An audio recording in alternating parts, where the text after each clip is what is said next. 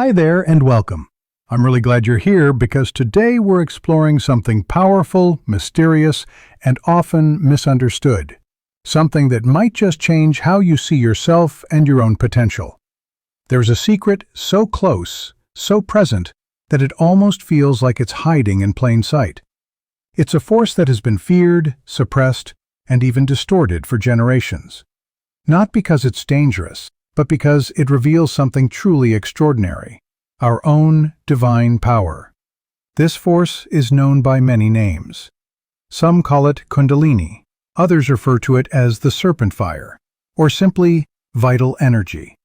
Whatever name you give it, it lives inside each of us, waiting to awaken. Throughout history, only a few have dared to follow the deeper, hidden path that works with this energy in its most potent form. This path is often whispered about, but rarely understood. It's found in the shadows of sacred traditions. It's known as sexual alchemy. From the towering pyramids of ancient Egypt to the quiet sanctuaries of Tibetan monasteries, from the cryptic words of Hermetic texts to the passionate teachings of Tantra, this secret thread has connected seekers and sages across time. It's the practice of turning raw primal desire into refined, creative power. Not by suppressing it, but by transforming it. And when this is done with awareness and purity, it can lead to real change, manifesting what we long for, attracting what we need, and reshaping our lives from the inside out. But why is sexuality treated with such fear and shame? Why have we been taught to hide and suppress the very energy that gives us life? Our bodies were once seen as sacred temples, vessels of spirit. But somewhere along the way, that truth was buried. And yet, the energy remains. Powerful. Waiting. So what happens when we stop running from it, and instead learn to harness it?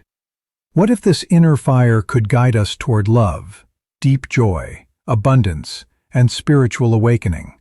Today, we're stepping into a space that many have called forbidden, not because it harms, but because it liberates. If you're open, curious, and ready to awaken a deeper part of yourself, this journey might be exactly what you've been waiting for. Let's begin.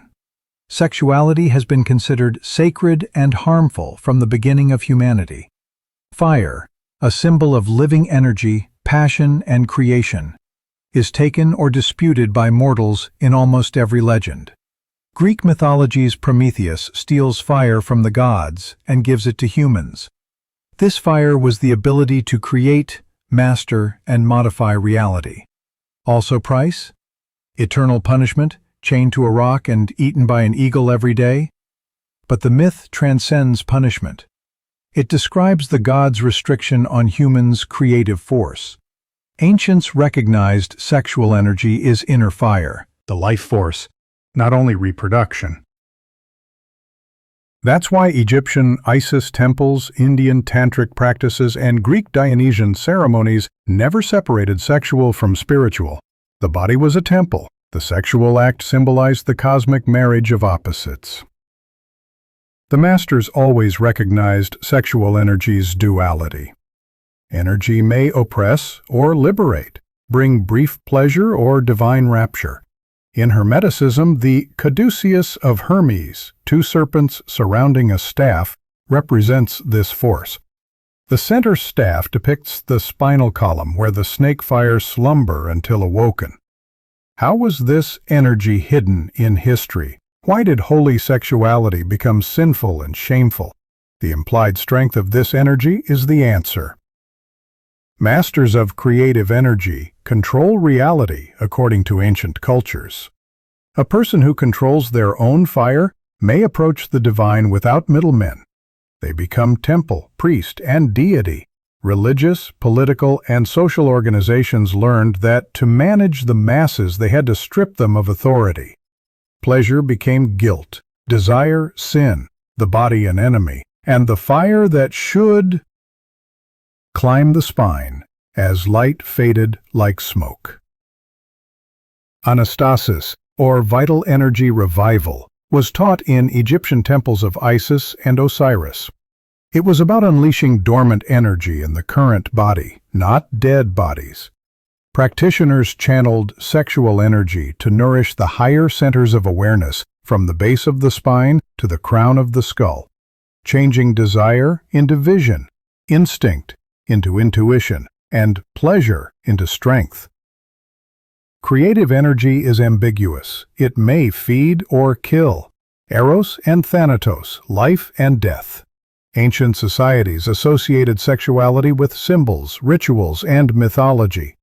Protect it, not repress it. They understood fire became wildfire without consciousness. Fire becomes light with consciousness. Modern civilization is paradoxical. Sexual stimulation is everywhere, yet energy is spent. We lost the sacred desire thread. Fire became spectacle, product, and addiction. The light remains dormant, ready to be kindled in the solitude of one who dares to look within.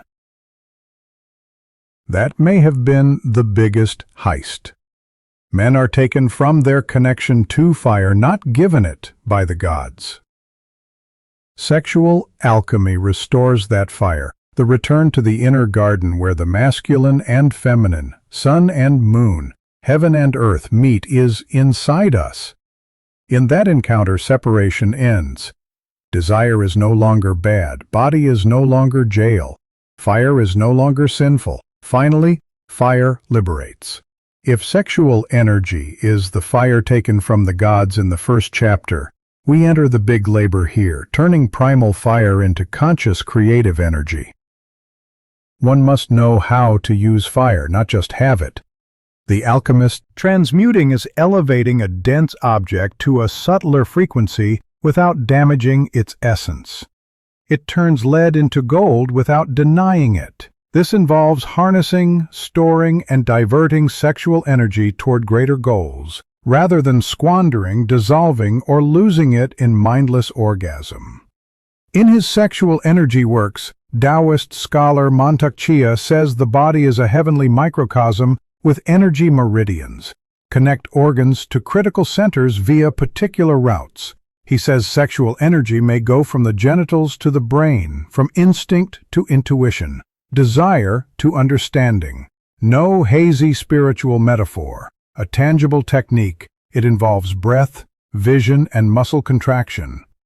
Tantric tradition calls this sublimation, guiding energy up through the spine's subtle pathways from base, Muladhara, to crown, Sahasrara, to awaken Kundalini, the sleeping serpent. The purpose goes beyond sexual energy retention. Quality improvement is the aim. Wilhelm Reich, a Western psychotherapist who challenged the taboo on sexual energy, believed that suppressed or ungoverned orgasm caused contemporary neurosis. The deliberate integration of sexual energy was his third suggestion. Reich believed that the human body could store orgone, this cosmic life energy, and employ it for creative purposes. The transformation key is here. No need to eradicate desire. It requires purification. Sexual alchemists don't avoid, deny, or vilify desire. He confronts it without becoming devoured. Like harnessing dam power, water damages when floodgates are opened. Turbines convert it to power. Desire is water, the turbine is consciousness. Hermeticism has traditionally stressed alchemical purity. Abstinence is not the issue. Creative power should not be wasted blindly. If the act is aware, ritualized, and intentional, you can transmute energy while living an active sexual life. Sexual alchemy combines physical pleasure and spiritual uplift in internal harmony. Each chakra in Kundalini awakening signifies an integrated degree of awareness, purifying energy from its densest forms to pure light at the crown. But it takes discipline, patience, and practice, non-one-night practice. This route, as Paracelsus remarked, is not for cowards or impatients. This is why alchemists often mention the hidden fire, the non-consuming fire, warming fire without destruction. This fire is tamed, refined, transmuted sexual energy. If the alchemist keeps it blazing without burning his temple, he becomes an infinite power source. The practical result? Personal charm, charisma, and mystical appeal result from this fire. The transmuted alchemist need not beg, chase, or demand. He attracts by changing, not manipulating. His desire now emanates from inside, and the universe, like an obedient mirror, reflects his underlying vibrations. True transformation, desire. The ancient masters warned about power, dangerous without pure aim. The heart must be cleaned before the fire is strengthened. Because larger fires light or burn more, the oldest and most potent magic is the power to modify oneself, not the power to control external reality. Transmuting sexual energy doesn't erase it. It becomes an unseen force that radiates from the body like a magnetic field, affecting everything around it. The human body becomes a magnet. This magnetism is real, bioenergetic, psychological, spiritual. An initiate's aura becomes dazzling and vivid, magnetizing everything around without words, according to Manly P. Hall. This attraction is sensed. Like personal gravity, it is invisible but attracts, regardless of look, voice, or rank. Modern science is only scratching the surface of this phenomena. Bioelectromagnetism studies have demonstrated that the heart generates hundreds of times more electromagnetic field than the brain. The HeartMath Institute's study, The Electricity of Touch, Detection and Measurement of Cardiac Energy Exchange Between People, suggests that this field influences one's body and interacts with nearby electromagnetic fields, indicating subtle, energetic communication. But mystics go beyond. They claim that sublimated sexual energy intensifies this aura, field, and invisible magnetism, as if the body were an inner sun, emitting frequencies that attract events that match that frequency. Attraction comes naturally to those connected with the Tao, which Taoists call magnetic virtue. Hermeticism uses the astral light, an ethereal realm where ideas, emotions, and intentions are recorded and circulated. Transmuted sexual energy becomes astral light. It shapes possibilities and bends reality toward conscious aim.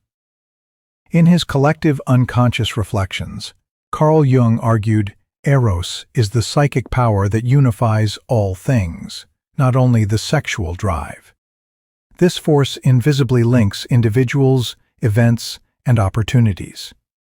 This dilemma is profound. As one seeks outside, reality retreats. Reality approaches when someone spills from inside.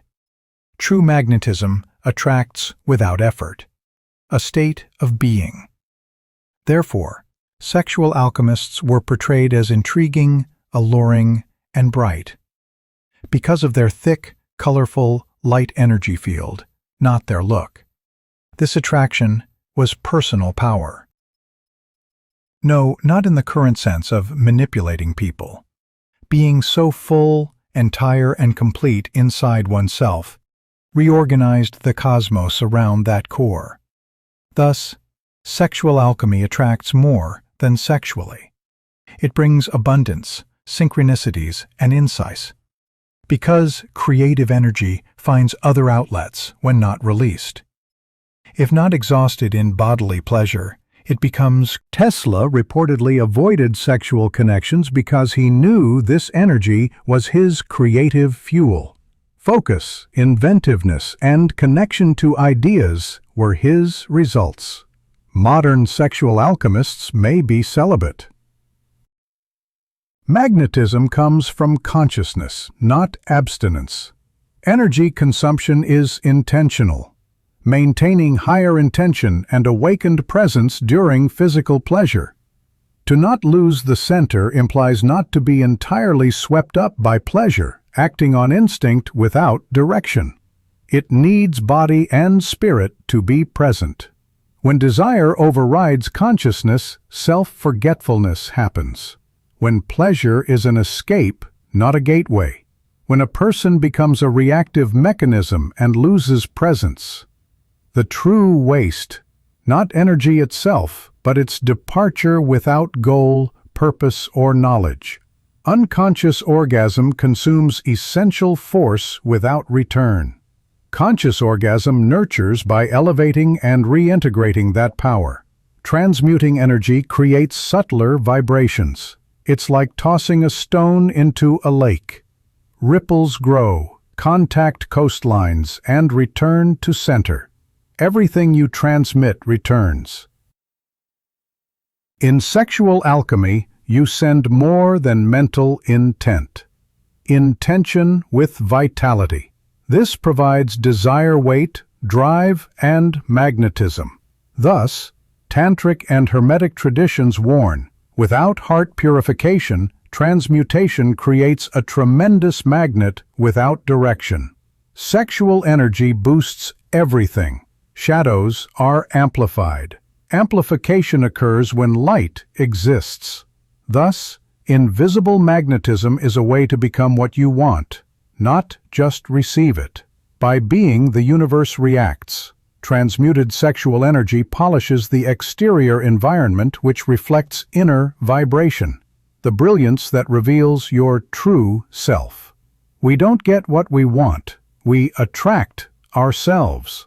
Sexual alchemy raises that self to its greatest vibration so everything resonates with it. The magnetism cannot be taught in literature. Impossible to fake, not for sale. It emanates. Everywhere it goes, the world responds, because the cosmos dances around the zone. If you found this video helpful or thought-provoking, please give it a like, subscribe to the channel, and share it with someone who might benefit from it. Now, I'd really love to hear from you. What part of this video impacted you the most? Have you ever experienced something like this in your own life? You'd like to see covered in the next video. Your suggestions truly matter. Thanks for watching.